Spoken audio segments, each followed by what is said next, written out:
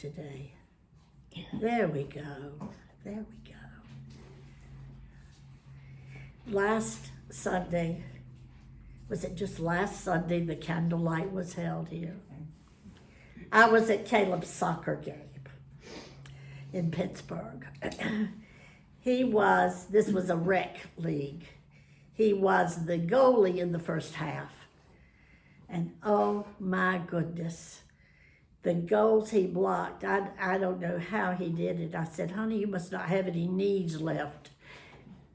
I didn't watch the second half because I had to find a seat that had a back to it. So I watched a little baseball game in the same area. But he made 2 goals in that half of the game, even though the team lost.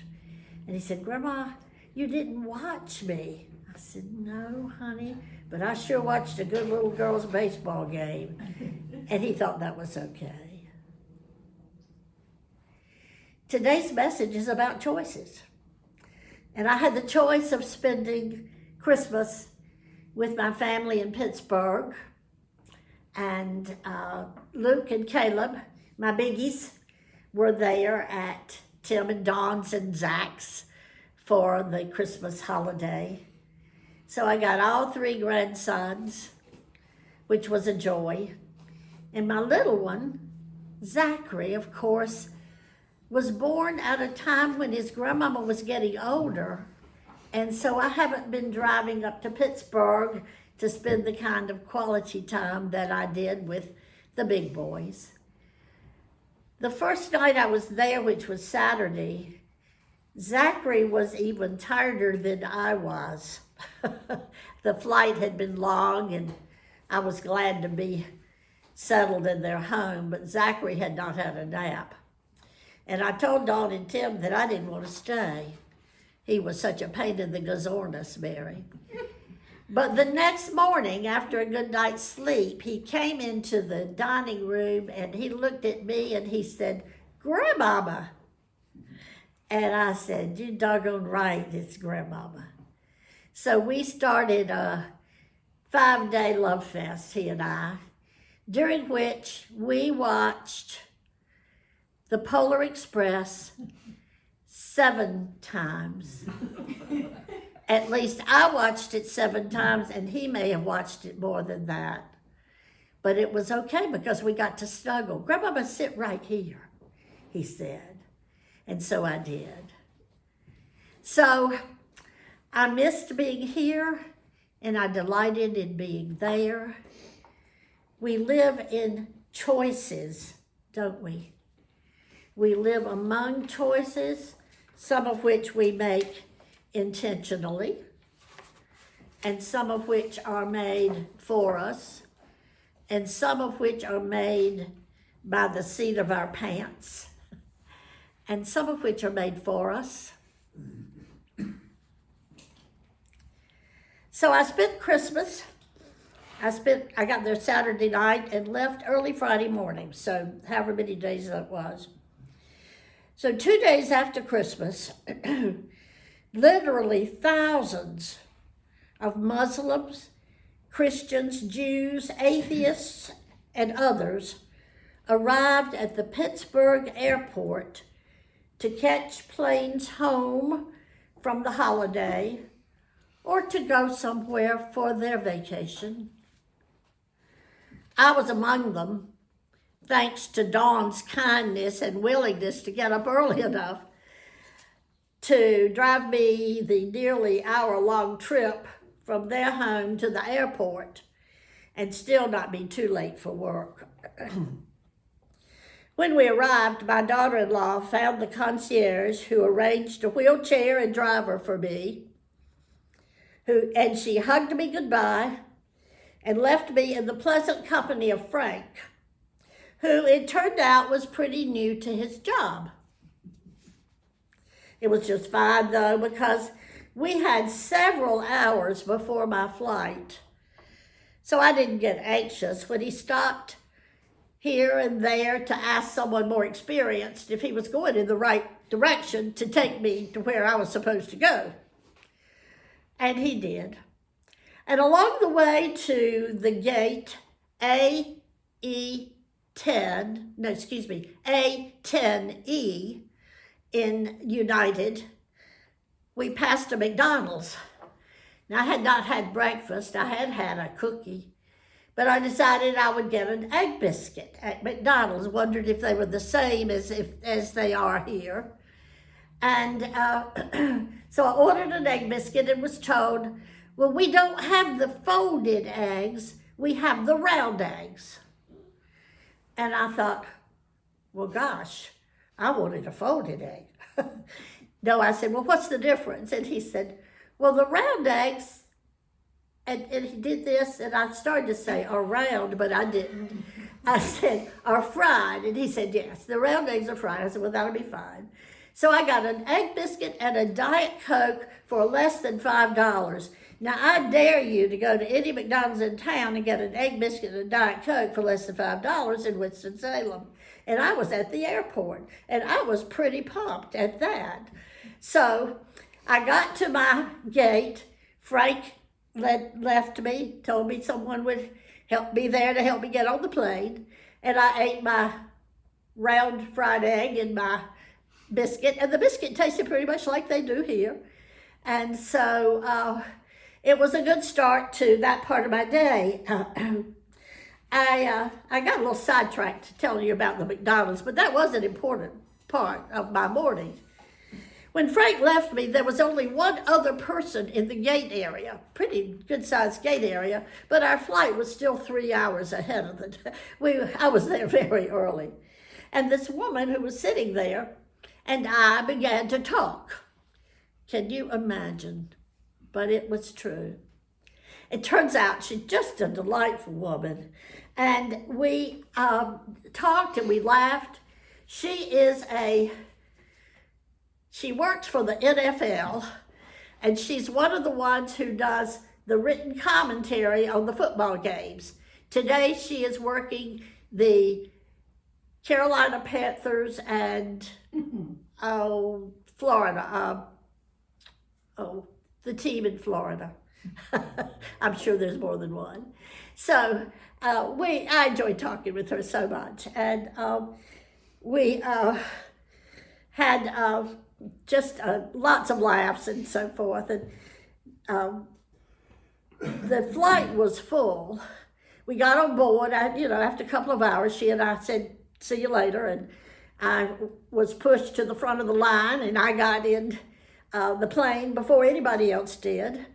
And so we were sitting there. My seatmate came and sat beside me, and we were sitting there waiting for takeoff, and we reversed, and we went about from here to the door there in the plane, and we stopped, and we stayed stopped, and we still stayed stopped. And finally, the pilot, the captain, I guess we would say, came on the intercom and said he was real sorry, but a so-called check engine light had come on the plane, and they decided not to keep going, as I would have probably driven if it had just been my car, but he decided that he better wait. We were there for quite a while, and my seatmate and I chose to chat a little bit. It turned out she is a professor of constitutional law at American University. And I said, oh my word, I bet you're busy these days. And I told her I was from Winston-Salem, and she has a really good friend who teaches law at Wake Forest, and she comes to visit him occasionally. So that was a delightful conversation. Well, after we had been stopped for nearly an hour, and the pilot or the flight attendant had made an announcement that if you want to leave the plane in order to try to find other arrangements to get to Dulles, which is where we were going, Washington Dulles, you may do so, but you can't get back on. So some people did leave. I was not one of them. And we just waited. I figured that they would let me know what was going on. I did manage to use my app, my United app, and I got the reservation change from Dulles to Winston-Salem, to Greensboro rather. and got that taken care of, though I didn't really send Mary the correct instructions, I'm sorry to say. But anyway, we were waiting there, and finally, after about an hour, it was announced that we could take off. I was still going to be 5 minutes late to the connection that I originally had, but that was okay because I had already made the other connection. While one of the flight attendants was doing the review of the safety instructions, another came to me and said, "Would you like to sit in first class?"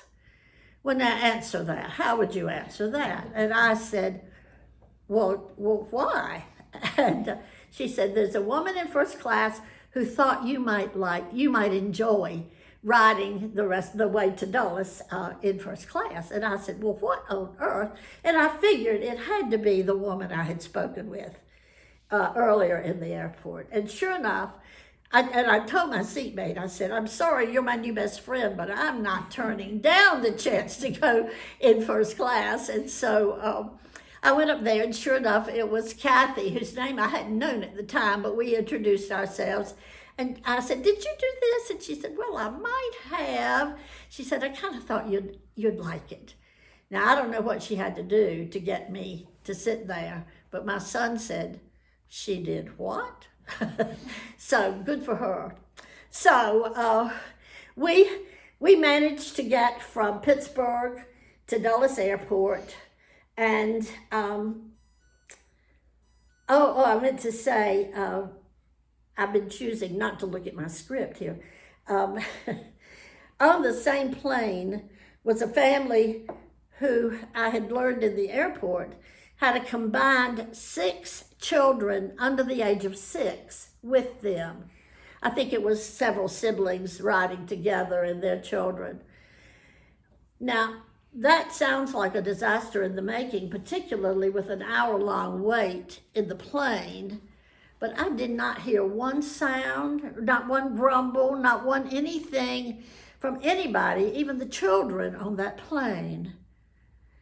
Nobody expressed any dissatisfaction at all.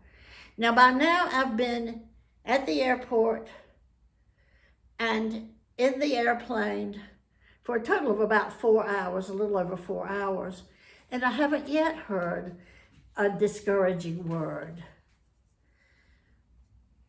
Dawn and I had left home at 7. I got to Dulles at 1 p.m. My new flight would leave about 5:15 p.m.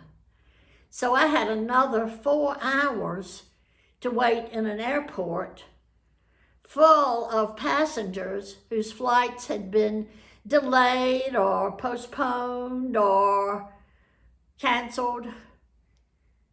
The gate to which I was assigned had 5 flights leaving about the same time. 5 flights leaving about the same time. And yet, I heard no obvious frustration. I know this because I kept paying attention. I kept looking around in astonishment at the ways human beings were being human in one very busy airport 2 days after Christmas. We all benefited from each other's kindness and compassion, recognizing we were in a common muddle, and waiting as patiently as possible was really our best option, best for us as well as for each other. Kindness, compassion, patience, these are all qualities Paul called the fruits of the Spirit. But because I am relating this message today to what Cheryl did 2 weeks ago, I like her way of saying we all are knitted in the same DNA that Jesus was knitted in. We carry the characteristics Jesus does. Oh no, you say, I can't be like Jesus. Oh no, I say, wait a minute, we have a choice. That's what this message is all about. Kindness, compassion. the qualities and the very DNA of Jesus with which we too have been sculpted. In most of the world's native peoples, there are stories of the two natures within each of us. They are warring within us. One of the natures I'll just simply call bad. We understand that word. And that is fed by things like greed and corruption and animosity. The Cherokee legend has a wolf, two wolves. The bad wolf is fed by greed, resentment, negativity. And then there's a good wolf. And the good wolf is fed by kindness, compassion, patience, and forgiveness. Because we are humans who are knitted together by God with the same DNA as Jesus, we can choose which wolf to feed. The little boy asked his granddaddy, "Granddaddy, but which wolf is going to win in me? Which wolf is going to win in me?" And the granddaddy said, "Son, the wolf you feed will be the wolf who wins in you." Now I have a confession to make. This was not my choice. This was my mistake. Beside my bed on which lies my as yet unpacked suitcase is a box about this big, about this deep, in which there are 14 of the tackiest Christmas stockings you have ever seen in your life. I know they're tacky because, well, I only paid $1.25 for each one of them at the dollar and a quarter store, the Dollar Tree.